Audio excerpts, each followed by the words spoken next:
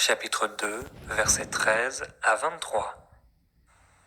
Lorsqu'ils furent partis, voici, un ange du Seigneur apparut en songe à Joseph et dit, « Lève-toi, prends le petit enfant et sa mère et fuis en Égypte, et reste-y jusqu'à ce que je te parle, car Hérode cherchera le petit enfant pour le faire périr. » Joseph se leva, prit de nuit le petit enfant et sa mère, et se retira en Égypte.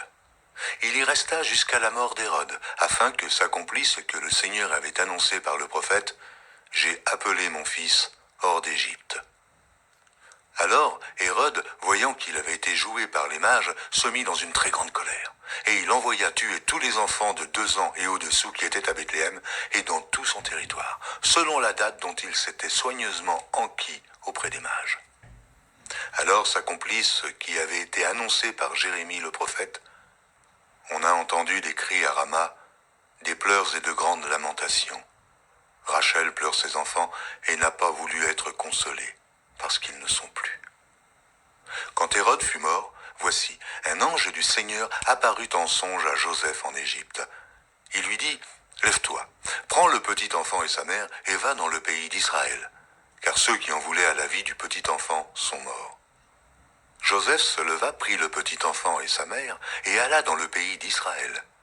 Mais ayant appris qu'Archélaüs régnait sur la Judée à la place d'Hérode, son père, il craignit de s'y rendre et, divinement averti en songe, il se retira dans le territoire de la Galilée. Il vint demeurer dans une ville appelée Nazareth, afin que s'accomplît ce qui avait été annoncé par les prophètes, il sera appelé Nazaréen. Matthieu, chapitre 3, versets 1 à 6. En ce temps-là parut Jean-Baptiste prêchant dans le désert de Judée. Il disait, « Repentez-vous, car le royaume des cieux est proche. » Jean est celui qui avait été annoncé par Ésaïe le prophète, lorsqu'il dit, « C'est ici la voix de celui qui crie dans le désert. Préparez le chemin du Seigneur, aplanissez ses sentiers. » Jean avait un vêtement de poil de chameau et une ceinture de cuir autour des reins. Il se nourrissait de sauterelles et de miel sauvage. Les habitants de Jérusalem, de toute la Judée et de tout le pays des environs du Jourdain se rendaient auprès de lui. Ils confessaient leurs péchés, ils se faisaient baptiser par lui dans le fleuve du Jourdain. Genèse, chapitre 3. Le serpent était le plus rusé de tous les animaux des champs que l'Éternel Dieu avait fait. Il dit à la femme, « Dieu a-t-il réellement dit, vous ne mangerez pas de tous les arbres du jardin ?» La femme répondit au serpent, « Nous mangeons du fruit des arbres du jardin. Mais quant au fruit de l'arbre qui est au milieu du jardin, Dieu a dit, vous n'en mangerez point et vous n'y toucherez point, de peur que vous ne mouriez. » Alors le serpent dit à la femme, « Vous ne mourrez point. Mais Dieu sait que le jour où vous en mangerez, vos yeux s'ouvriront, et que vous serez comme des dieux, connaissant le bien et le mal. » La femme vit que l'arbre était bon à manger et agréable à la vue, et qu'il était précieux pour ouvrir l'intelligence. Elle prit de son fruit et en mangea. Elle en donna aussi à son mari, qui était auprès d'elle, et il en mangea. Les yeux de l'un et de l'autre s'ouvrirent, ils connurent qu'ils étaient nus, et ayant cousu des feuilles de figuier, ils s'en firent des ceintures. Alors ils entendirent la voix de l'Éternel Dieu qui parcourait le jardin vers le soir, et l'homme et sa femme se cachèrent, loin de la face de l'Éternel Dieu, au milieu des arbres du jardin. Mais l'Éternel Dieu appela l'homme et lui dit, « Où es-tu » Il répondit, « J'ai entendu ta voix dans le jardin et j'ai eu peur, parce que je suis nu et je me suis caché. » Et l'Éternel Dieu dit, « Qui t'a appris que tu es nu ? Est-ce que tu as mangé de l'arbre dont je t'avais défendu de manger ?» L'homme répondit, « La femme que tu as mise auprès de moi m'a donné de l'arbre, et j'en ai mangé. » Et l'Éternel Dieu dit à la femme, « Pourquoi tu fais cela ?»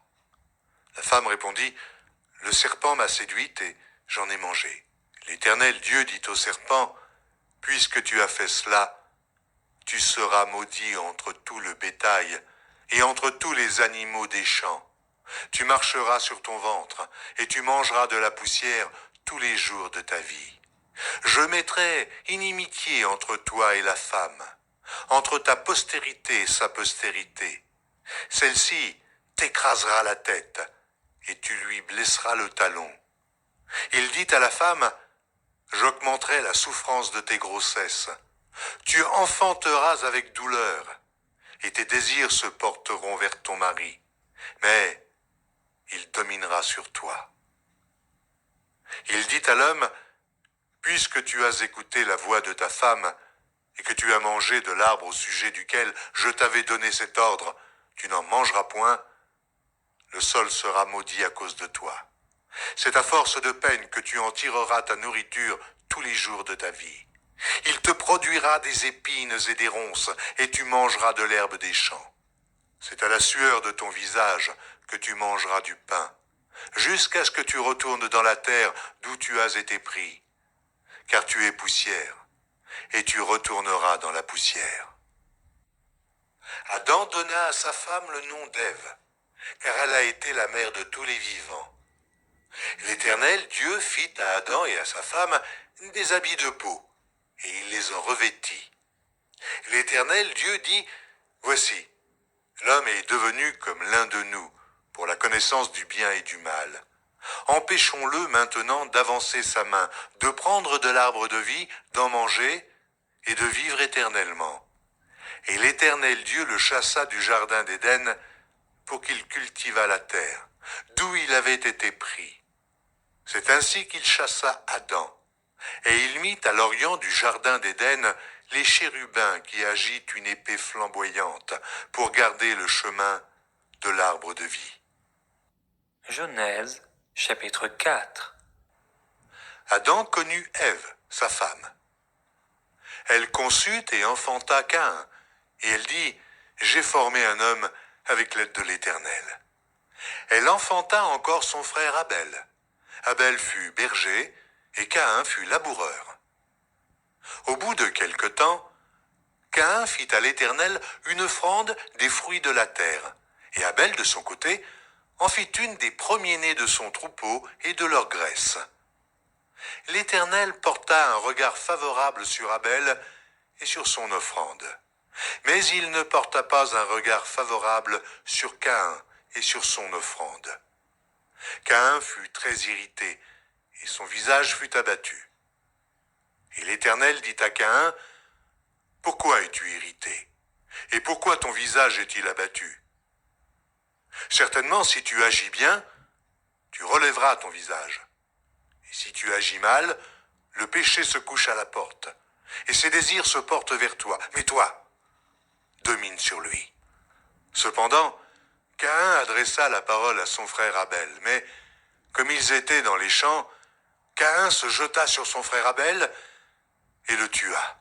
L'Éternel dit à Caïn, « Où est ton frère Abel ?» Il répondit, « Je ne sais pas, suis-je le gardien de mon frère ?» Et Dieu dit, « Qu'as-tu fait? La voix du sang de ton frère crie de la terre jusqu'à moi. Maintenant, tu seras maudit de la terre, qui a ouvert sa bouche pour recevoir de ta main le sang de ton frère. Quand tu cultiveras le sol, il ne te donnera plus sa richesse.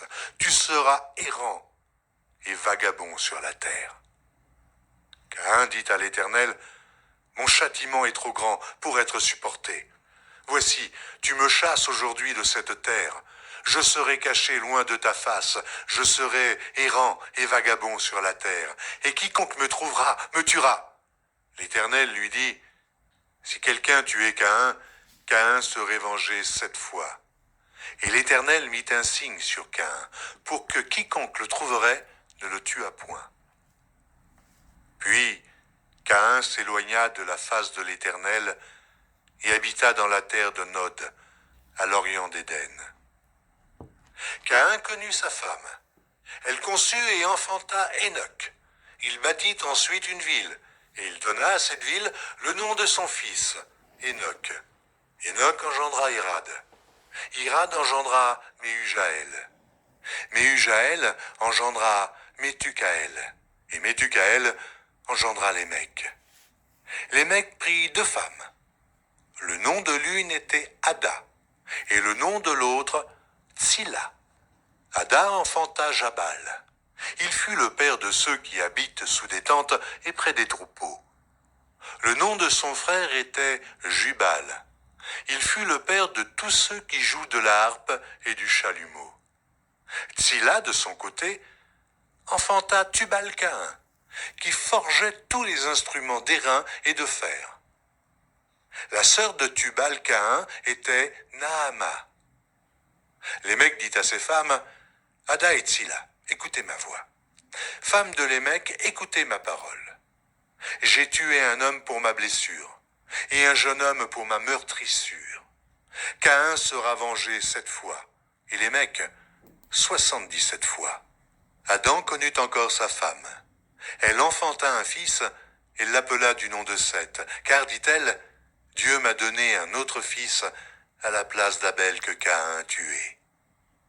Seth eut aussi un fils, et il l'appela du nom d'Énoch. C'est alors que l'on commença à invoquer le nom de l'Éternel.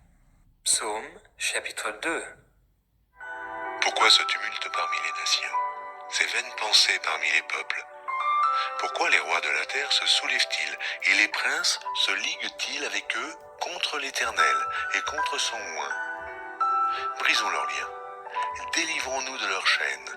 Celui qui siège dans les cieux rit, le Seigneur se moque d'eux.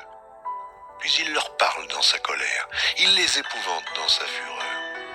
C'est moi qui ai oint mon roi sur Sion, ma montagne sainte. Je publierai le décret, l'Éternel m'a dit, tu es mon fils, je t'ai engendré aujourd'hui. Demande-moi et je te donnerai les nations pour héritage, les extrémités de la terre pour possession. Tu les briseras avec une verge de fer, tu les briseras comme le vase d'un potier. Et maintenant, roi, conduisez-vous avec sagesse, juge de la terre, recevez instruction.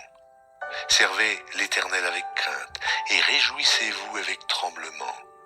Baisez le Fils de peur qu'il ne s'irrite et que vous ne périssiez dans votre voie, car sa colère est prompte à s'enflammer. Heureux tous ceux qui se confient en lui. Proverbe chapitre 1, versets 7 à 9. La crainte de l'Éternel est le commencement de la science. Les insensés méprisent la sagesse et l'instruction. Écoute, mon fils, l'instruction de ton père, et ne rejette pas l'enseignement de ta mère. Ce service